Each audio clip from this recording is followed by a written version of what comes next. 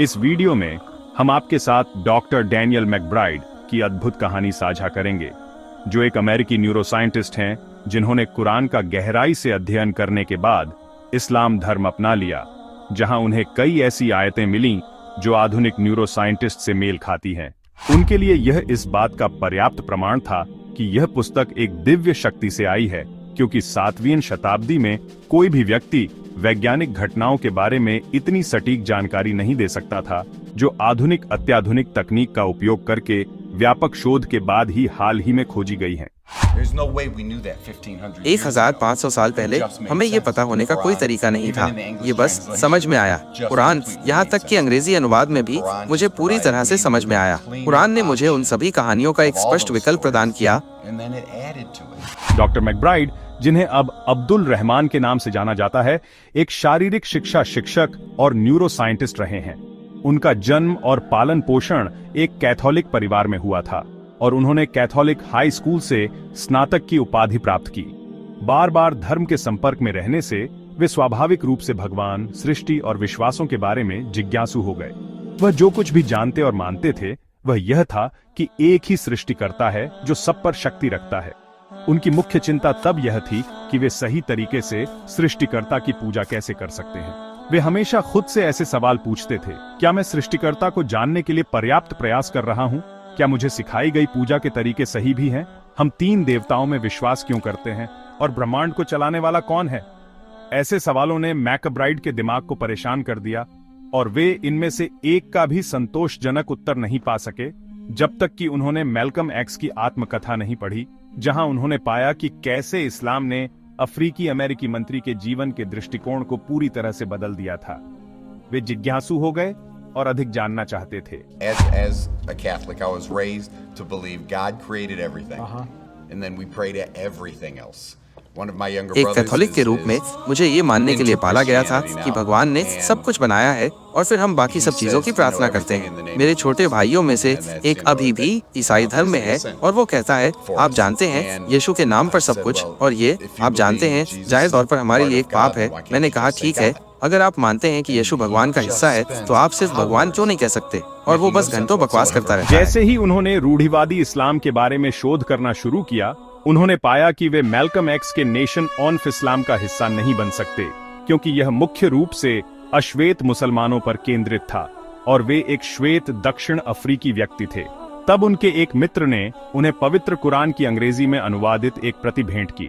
Doctor McBride ने कुरान को अच्छी तरह से पढ़ना शुरू कर दिया, जहां उन्होंने वैज्ञानिक घटनाओं के बारे में बात करने वाली कई आयतें पाईं।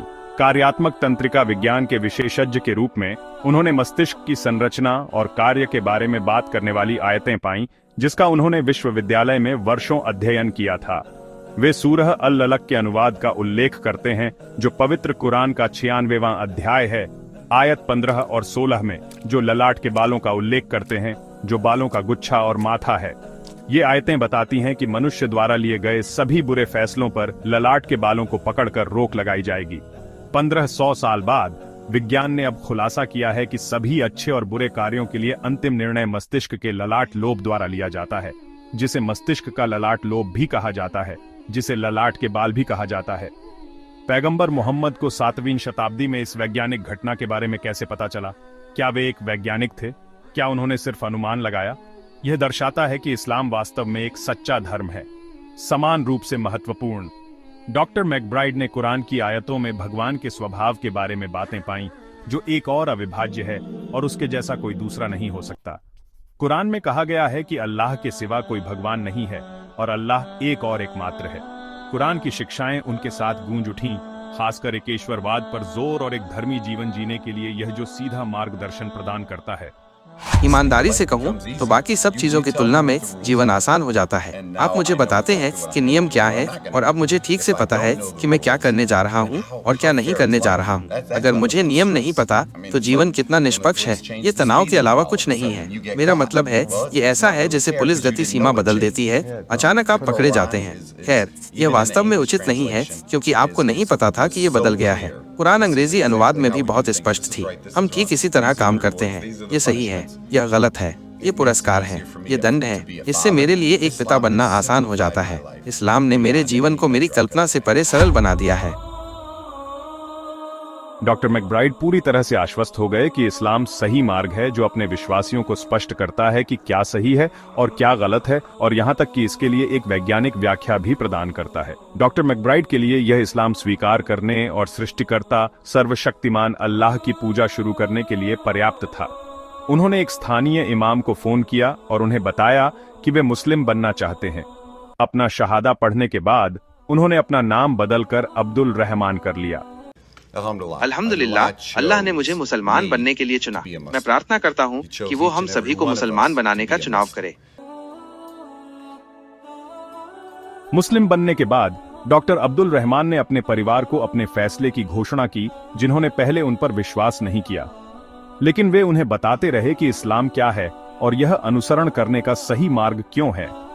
कुछ समय बाद उनके परिवार ने भी अल्लाह के धर्म को स्वीकार कर लिया।